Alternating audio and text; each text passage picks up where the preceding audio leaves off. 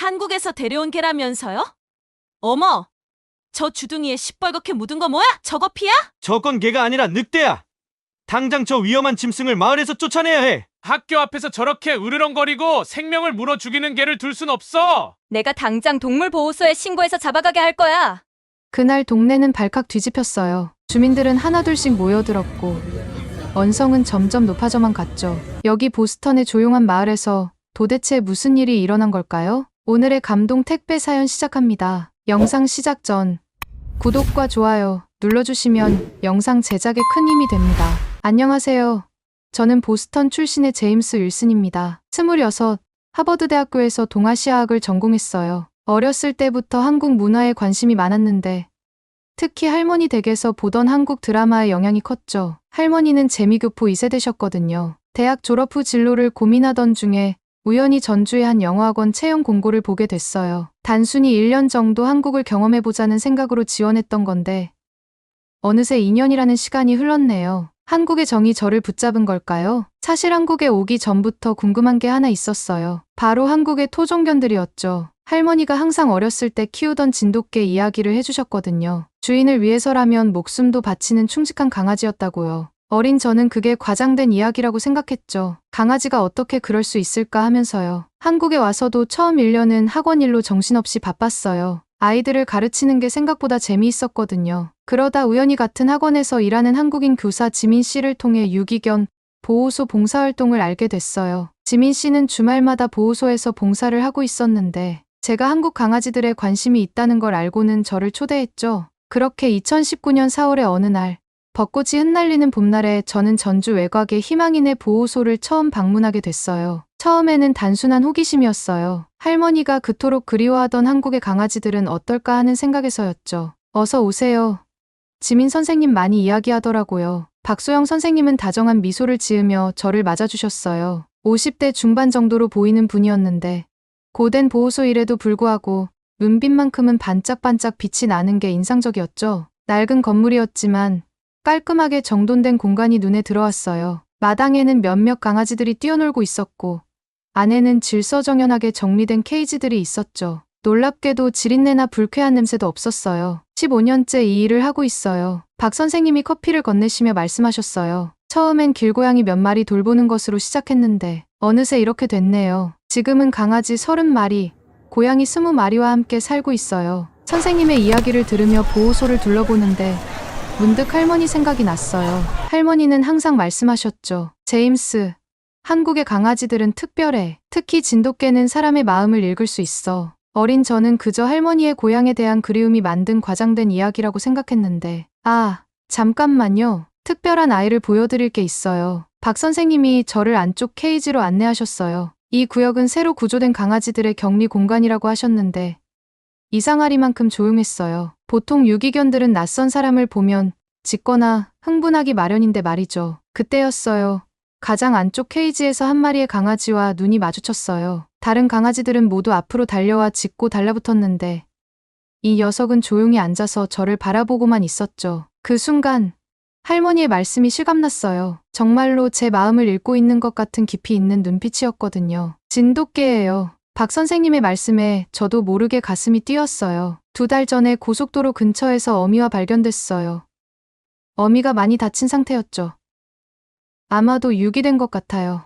어미는 구출된 후 얼마 안가 무지개 다리를 건넜고 이 새끼만 살았는데 앞발에는 아직도 붕대가 감겨 있었어요. 하지만 그 강아지의 눈빛은 전혀 상처받은 것 같지 않았어요. 오히려 제가 괜찮냐고 물어보는 것 같은 따뜻함이 느껴졌죠. 특이한 점은 구조 당시의 상황이에요. 박 선생님이 케이지 앞에 쪼그리고 앉으시며 말씀하셨어요. 그날 고속도로 순찰대가 발견했대요. 한밤중에 폭우가 쏟아지는데 이 녀석이 어미개와 다리를 절뚝거리면서도 위험한 고속도로를 계속 배회하고 있었대요. 나중에 알고 보니 그 근처에서 교통사고가 난 차량을 먼저 발견한 거였어요. 교통사고요? 네.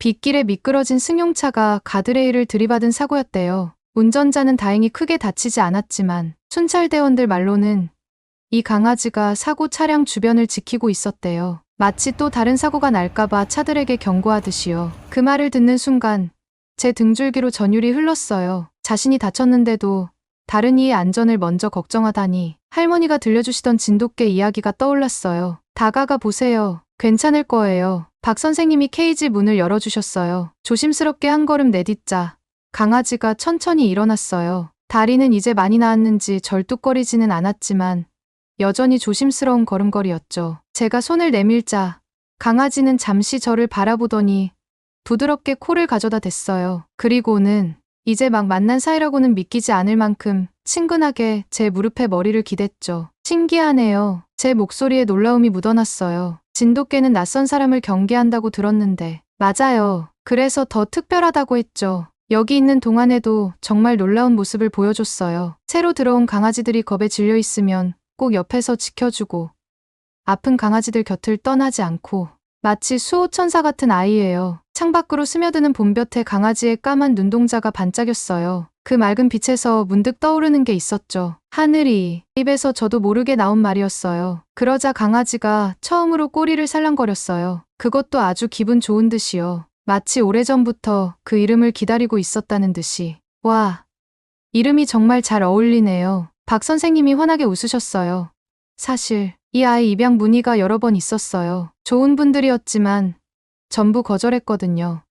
뭔가 더 특별한 인연을 기다리고 있는 것 같았어요. 마치 오늘 같은 날을 기다리고 있었던 것처럼요. 그 말씀에 가슴 한켠이 짜르르 했어요. 할머니가 돌아가시기 전 마지막으로 하신 말씀이 떠올랐거든요. 제임스, 넌 꼭 특별한 인연을 만날 거야. 할머니가 그랬던 것처럼 그날 이후로 저는 매주 토요일이면 어김없이 보호소를 찾았어요. 처음에는 그저 하늘이와 산책을 하고 놀아주는 정도였죠. 하지만 시간이 지날수록 하늘이의 특별한 면들이 하나둘씩 보이기 시작했어요. 어느 날은 새로 들어온 골든 리트리버 강아지가 겁에 질려 밥도 못 먹고 있었는데 하늘이가 자기 사료를 물고 가서 그 강아지 앞에 놓아주는 거예요. 다른 날에는 다리가 불편한 노견이 물을 마시러 가는 걸 보더니 물그릇을 입에 물고 가서 그 강아지 앞까지 가져다 주기도 했죠. 하늘이는 정말 특별해요. 박 선생님이 어느 날 조용히 말씀하셨어요. 다른 강아지들은 자기가 버려졌다는 상처, 그 아픔 때문에 사람을 미워하거나 두려워하는데 하늘이는 달라요. 오히려 더 따뜻하게 다른 이들을 보살피죠. 5월이 되자 하늘이의 겉모습도 많이 달라졌어요. 통통했던 귀여운 아가에서 다리도 길어지고 귀도 쫑긋 서면서 엄청 똘똘해 보이기 시작했어요. 하지만 가장 큰 변화는 저와 하늘이의 관계였어요. 처음에는 그저 다정한 강아지였는데 어느새 제 감정을 읽는 것 같았거든요. 제가 피곤해 보이는 날이면 조용히 제 곁에 앉아서 머리를 기대어주고 기분 좋은 날이면 저와 함께 신나게 뛰어놀았죠. 심지어 한국어 발음을 연습할 때면 고개를 갸우뚱거리며 듣다가 제가 틀리면 살짝 짖어서 알려주기도 했어요. 그러던 어느 날이었어요. 평소처럼 퇴근 후 보호소에 들렀는데 하늘이의 모습이 달랐어요. 제 가방을 물고 놓아주지 않는 거예요. 평소의 장난스러운 모습이 아니었죠. 마치 무언가를 호소하는 것 같았어요. 이제 결정하셔야 할 것 같네요. 박 선생님이 차를 내오시며 말씀하셨어요. 미국으로 돌아가실 때가 얼마 안 남았잖아요. 그 말에 가슴이 철렁했어요. 8월이면 제 계약이 끝나고 미국으로 돌아가야 했거든요. 사실 요즘 들어 자주 고민하고 있었어요. 하늘이를 데려갈 수 있을까? 입양 절차는 어떻게 되지? 미국에서의 생활에 하늘이가 적응할 수 있을까? 그때 하늘이가 제 손을 살며시 핥았어요. 고개를 들어보니 그 까만 눈동자가 저를 똑바로 바라보고 있었죠. 마치 걱정하지 마세요. 제가 있잖아요 라고 말하는 것처럼요. 그 순간 알았어요. 이건 단순한 만남이 아니라는 걸. 할머니가 말씀하신 그 특별한 인연이 바로 이런 거구나 하고요. 박 선생님, 제 목소리가 살짝 떨렸어요. 하늘이, 제가 데려가도 될까요? 진돗개를 미국으로 데려간다는 건 생각보다 훨씬 복잡한 일이었어요. 우선 검역 절차부터가 만만치 않았죠. 광견병 항체 검사, 각종 예방접종, 마이크로칩 삽입, 모든 서류를 준비하는 데만 한 달이 넘게 걸렸어요. 다행히 박 선생님이 많이 도와주셨어요. 보호소를 운영하시면서 해외 입양도 여러 번 경험하셨던 거죠. 하늘이는 틀림없이 잘 해낼 거예요. 이 아이는 다르거든요. 박 선생님의 말씀처럼 하늘이는 모든 검사와 절차를 의젓하게 받아들였어요. 드디어 출국 날이 됐어요. 15시간이나 되는 긴 비행이 솔직히 많이 걱정됐죠. 하늘이가 케이지 안에서 스트레스를 받으면 어쩌나. 다른 승객들에게 피해가 가면 어쩌나. 하지만 제 걱정이 무색하게도 하늘이는 마치 비행기를 100번 타본 것처럼 차분했어요. 심지어 옆자리에 울던 아기가 조용해질 때까지 아기를 쳐다보며 낮은 울음소리로 달래기까지 했죠. 보스턴 로건 공항에 도착했을 때는 모든 게 순조로워 보였어요. 하늘이는 새로운 환경에 금세 적응하는 듯했고 우리 집 뒷마당도 마음에 들어했죠. 처음 며칠은 정말 평화로웠어요. 하지만 일주일째 되던 날이었어요. 아침 산책을 나갔다가 처음으로 문제가 생겼어요. 후드티를 입은 조깅하는 사람을 보더니 갑자기 하늘이가 광견처럼 변한 거예요. 처음 듣는 무서운 소리로 짖으면서 거의 제 팔을 뽑을 듯이 달려들었어요. 다행히 목줄이 튼튼했지만 그날 이후 비슷한 일이 자주 일어났죠. 특히 최악이었던 건 옆집 마사 아줌마의 손자 톰이 자전거를 타고 지나가던 날이었어요. 평소에는 얌전하던 하늘이가 갑자기 자전거를 향해 돌진하면서 무섭게 지저대는 바람에 톰이 자전거에서 떨어질 뻔했어요. 이건 정말 못 참겠네요. 당신네 개가 우리 톰을 물어버리면 어쩌자는 거예요? 마사 아줌마가 분노에 찬 목소리로 우리 집 초인종을 연신 눌렀어요. 이 동네는 조용한 동네였어요. 당신이 그 무서운 개를 데려오기 전까지는요. 하늘이를 진정시키고 마사 아줌마를 설득하느라 한참을 애썼죠. 하지만 그날 밤 더 큰 문제가 기다리고 있었어요. 현관문 앞에 죽은 토끼가 놓여있던 거예요. 하늘이의 입가에 묻은 피를 보고 사라가 비명을 질렀죠. 제임스, 이제 어떡하지? 우리 동네 사람들이 애완동물을 잃어버렸다고 전단지를 붙이고 다닌다고요. 설마 하늘이가. 이틀 뒤에는 다람쥐였고 그 다음 날은 너구리, 심지어 어느 날은 이웃집 마당에서 기르던 토끼도 우리 집 현관 앞에서 발견됐어요. 동네 사람들의 시선이 달라지기 시작했죠. 산책을 나가면 사람들이 하늘이를 보고 자기네 아이들을 황급히 데리고 들어가고 뒤에서 수군거리는 소리가 들렸어요. 한국에서 데려온 개라면서요? 야생동물이나 다름없대요. 우리 동네가 이상해진 것 같아요. 매일 밤 하늘이의 사냥 전리품을 치우면서 저는 점점 더 큰 고민에 빠졌어요. 이대로는 안 되겠다 싶어서 결국 유명하다는 동물 행동 전문가를 찾아갔죠. 동물 행동 전문가 캐서린 박사는 하늘이의 행동을 자세히 관찰하더니 의외의 말을 했어요. 이 강아지는 나쁜 의도가 전혀 없어요. 오히려 지나치게 책임감이 강한 거죠. 자기 영역이라고 생각하는 공간과 자신이 보호해야 한다고 생각하는 대상들을 지키려는 거예요. 하지만 다른 동물들을 죽이고 제 말이 채 끝나기도 전에 박사가 고개를 저었어요. 보세요. 하늘이가 죽인 동물들은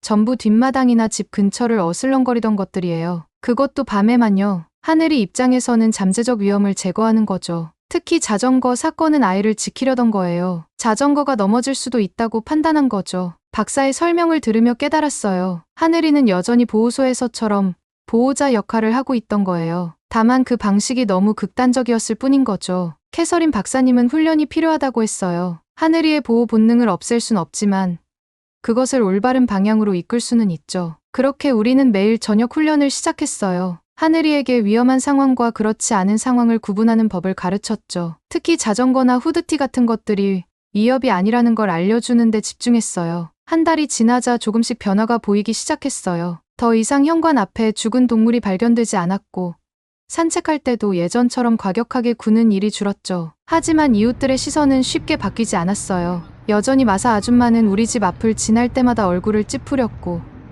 다른 이웃들도 하늘이를 경계했죠. 시간이 필요할 거예요. 사라가 제 어깨를 토닥이며 말했어요. 하늘이도 우리도 모두 적응하는 중이잖아요. 그러곤 한숨을 쉬며 덧붙였죠. 다만 이웃들의 마음이 좀 더 빨리 풀렸으면 좋겠어요. 그때는 몰랐어요. 2022년에 그 한파가 모든 것을 바꿔놓으리란 걸. 동네를 뒤흔들 그 사건이 며칠 앞으로 다가왔다는 것도. 2022년 1월에 그날 밤은 유난히 추웠어요. 평소보다 일찍 잠자리에 들었는데 한밤중에 하늘이의 짖음소리에 잠이 깼죠. 처음에는 또 밖에서 동물이라도 본 줄 알았어요. 하지만 이건 달랐어요. 평소의 경계성 짖음과는 완전히 다른 절박하고 긴박한 소리였거든요. 하늘아, 조용히 해. 잠든 사라를 깨울까봐 조용히 타일렀는데 하늘이는 계속해서 현관 쪽을 바라보며 짖었어요. 그러더니 갑자기 지하실로 향하는 계단을 가리키며 낑낑거리는 거예요. 무언가 이상한 느낌이 들었어요. 하늘이의 행동이 심상치 않았거든요. 결국 지하실로 내려가 보기로 했죠. 그런데 지하실 창문 밖으로 검은 형체가 움직이는 게 보였어요. 누군가가 창문을 통해 침입하려 하고 있었던 거죠. 순간 온몸이 얼어붙는 것 같았어요. 하지만 하늘이는 달랐어요. 지하실 창문을 향해 달려가더니 제가 지금까지 들어본 적 없는 무서운 소리로 짖기 시작했어요. 마치 야생의 늑대 같은 소리였죠. 창문 밖의 형체가 움직임을 멈췄어요. 잠시 후 후다닥 도망가는 발소리가 들렸고 멀어지는 오토바이 소리가 들려왔어요. 즉시 경찰에 신고했죠. 정말 다행이네요. 출동한 경찰관이 말했어요. 이 일대에서 연쇄 주택 침입 사건이 있었거든요. 이미 5집이나 당했어요. 아마도 같은 범인 같은데. 그리고 정말 그랬어요. 며칠 후 경찰이 범인을 검거했다는 연락이 왔어요. 우리 집 주변에 설치된 CCTV에 찍힌 영상이 결정적 증거가 됐다고 하더라고요. 당신네게 덕분이에요. 담당 형사가 말했어요. 범인 진술로는 우리 집이 6번째 목표였대요. 하늘이의 짖음소리가 워낙 무서워서 더는 이 동네에는 얼씬도 못할 것 같다고 하더라고요. 그로부터 한 달이 지난 2월의 어느 날이었어요. 자정이 막 지났을 때였죠. 깊이 잠들었다가 하늘이의 날카로운 짖음소리에 눈을 떴어요. 지난번 강도 사건 때와는 또 다른 처절할 정도로 절박한 울음소리였죠. 하늘이는 자다 말고 벌떡 일어나더니 옆집을 향해 미친 듯이 짖어대기 시작했어요. 침실 창문을 열자마자 매캐한 연기 냄새가 훅 끼쳐왔어요. 창밖을 내다보니 마사 아줌마네 부엌 창문 틈으로 검은 연기가 새어나오고 있었어요. 창문 안쪽에서는 불똥이 튀는 것처럼 붉은 빛이 깜빡이고 있었죠. 심장이 덜컥 내려앉았어요. 급하게 911에 신고를 하고 현관으로 달려갔죠. 초인종을 누르고 또 눌렀지만 아무런 반응이 없었어요. 문을 두드리며 마사 아줌마 소리쳤지만 TV 소리에 귀가 어두우신 아줌마는 깨어날 기미가 보이지 않았어요. 연기는 점점 더 짙어져 갔고 이제는 현관문 틈으로도 새어나오기 시작했어요. 그때 하늘이가 마사 아줌마네 침실 창문 쪽으로 달려갔어요. 주변을 둘러보니 마당에 정원용 돌이 보였죠. 망설일 시간이 없었어요. 돌을 집어들고 창문을 향해 던졌어요. 요란한 소리와 함께 창문이 깨지자마자 하늘이가 날렵하게 뛰어들어갔어요.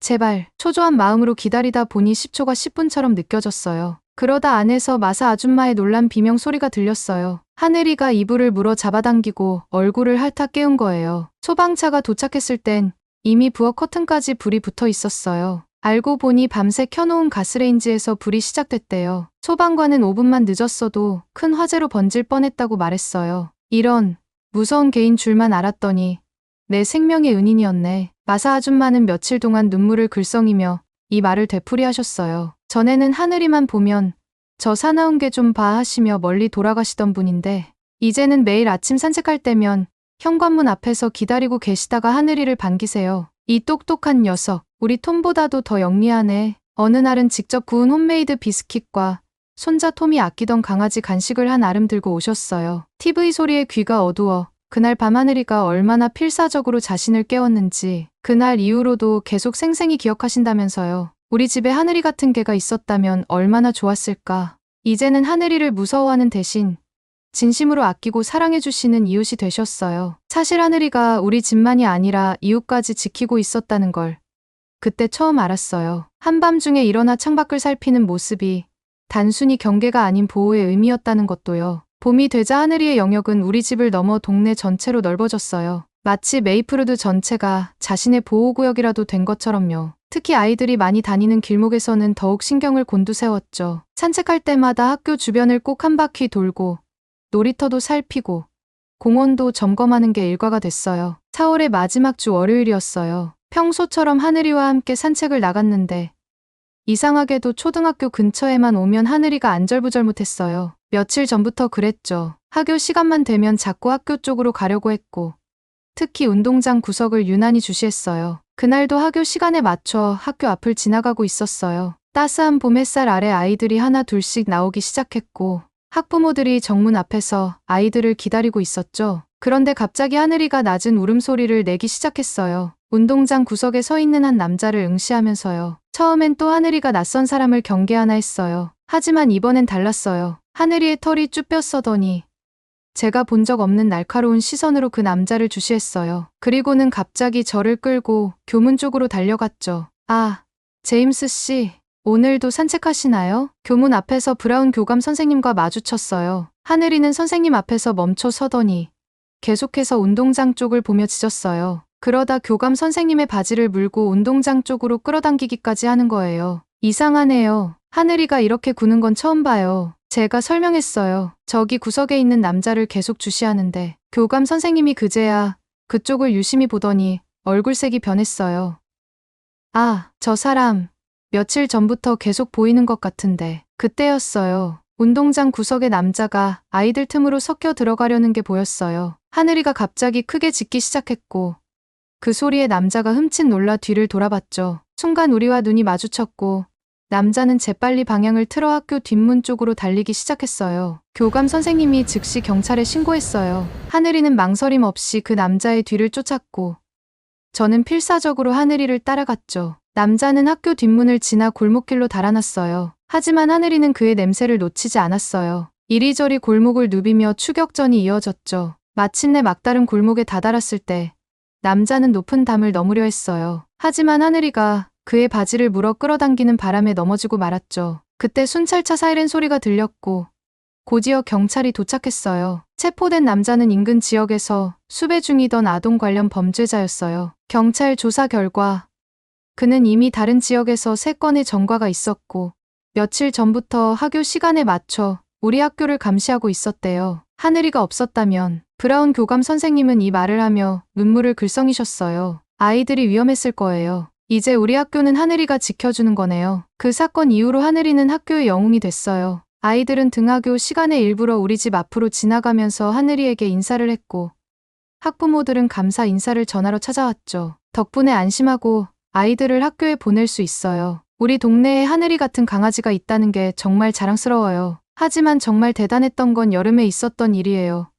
6월의 무더운 날이었죠. 메이플우드 공원에서 자폐 아동이 실종됐다는 소식이 들려왔어요. 6살 난 제이크라는 아이였는데 공원에서 엄마와 함께 있다가 순식간에 사라졌대요. 잠깐 다른 아이를 도와주는 사이에 제이크의 엄마는 말을 잇지 못하고 흐느꼈어요. 제이크는 의사소통이 어려워요. 낯선 환경에서는 더욱 불안해하고 경찰이 출동했고 경찰견까지 동원됐지만 3시간이 지나도록 찾지 못했어요. 수색 범위는 점점 넓어졌고 자원봉사자들도 속속 모여들었죠. 날은 점점 어두워지고 있었고 곧 폭우가 올 거라는 일기예보도 있었어요. 하늘이와 산책하다가 이 광경을 본 저는 잠시 망설였어요. 경찰견도 못 찾는데 하늘이가 무슨 수로 찾을까 싶어서요. 하지만 하늘이는 달랐어요. 제이크의 엄마 옆으로 다가가더니 아이가 입고 있던 옷을 냄새 맡았어요. 그러고는 바로 숲 쪽으로 달려가기 시작했죠. 너무 빨라서 제가 따라가기도 힘들 정도였어요. 하늘이는 가끔 멈춰 서서 공기를 맡고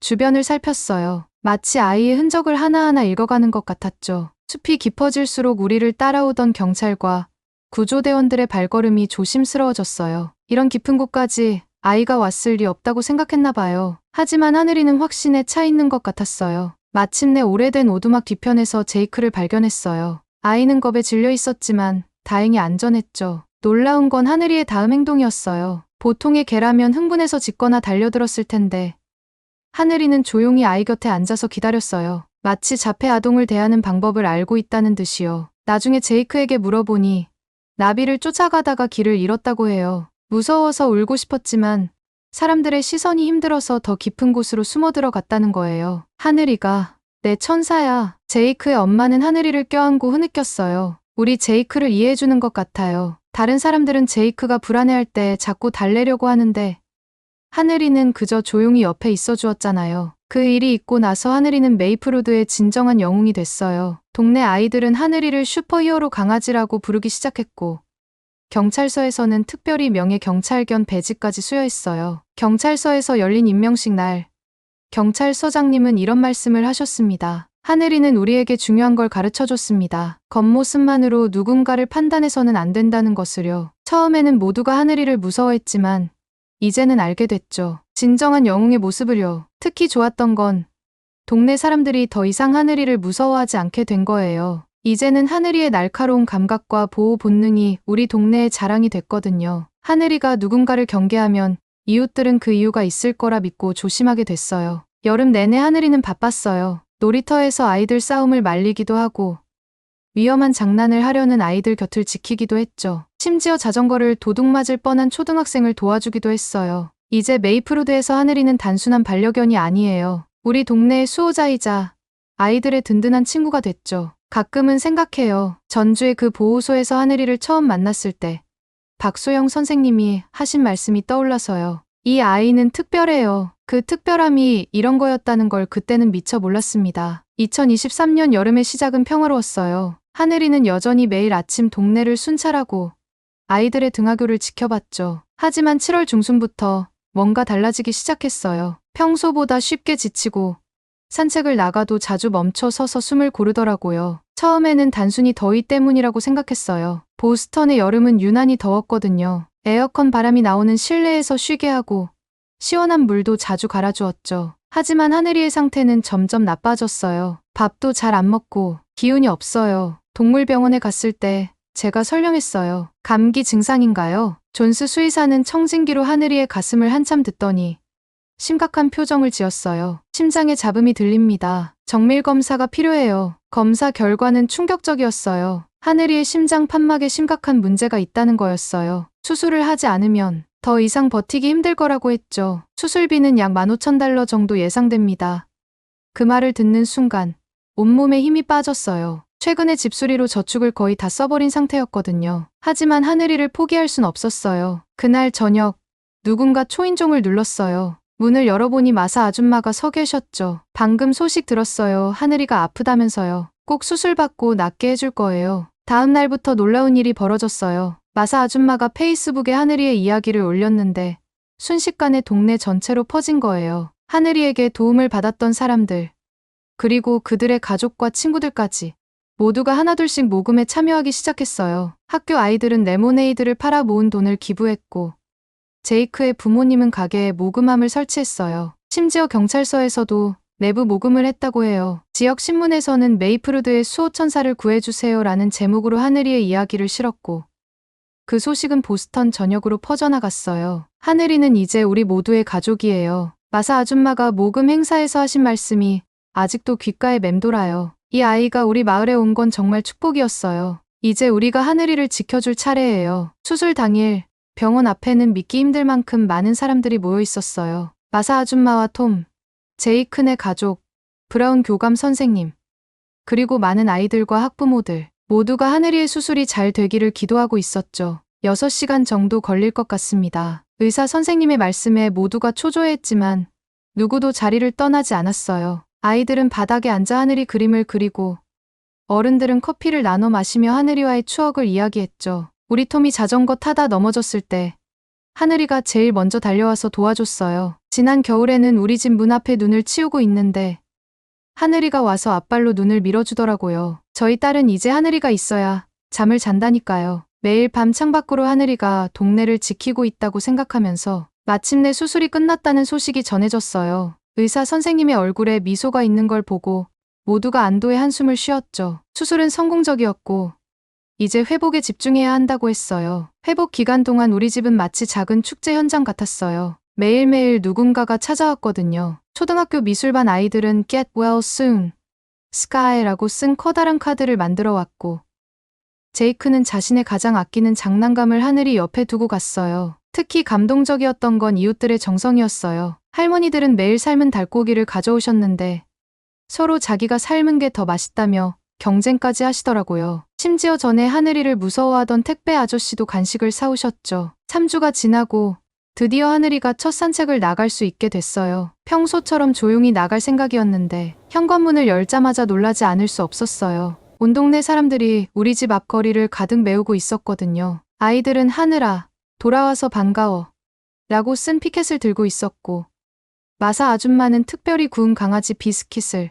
제이크는 하늘이를 위해 직접 그린 그림을 건넸죠. 그날 아침 하늘이는 여느 때보다 천천히 동네를 돌았어요. 마치 자신을 기다려준 모두에게 인사를 하듯이요. 가끔 사람들이 물어보곤 해요. 진돗개는 너무 사나운 견종 아닌가요? 한 주인만 따른다면서요? 경계심이 너무 강해서 키우기 힘들지 않나요? 그럴 때마다 저는 하늘이의 이야기를 들려줘요. 어떻게 처음에는 모두가 하늘이를 오해했는지, 하지만 그 날카로운 감각과 영리함이 얼마나 소중한 것이었는지를요. 진돗개는 단순한 강아지가 아니에요. 1000년이 넘는 세월 동안 한국의 역사와 함께해온 귀한 견종이죠. 충성심과 영리함은 물론이고 뛰어난 상황 판단력과 놀라운 직감을 가졌어요. 한 주인만을 섬긴다는 말은 사실 반만 맞아요. 진돗개는 자신이 지키기로 한 가족, 그리고 그 울타리를 위해서라면 목숨도 바칠 수 있는 충직한 동반자니까요. 이제는 보스턴 경찰서에서도 진돗개의 우수성에 대해 연구하기 시작했다고 해요. 하늘이가 보여준 뛰어난 위기 감지 능력과 판단력이 화제가 된 거죠. 심지어 다른 도시에서도 문의가 올 정도예요.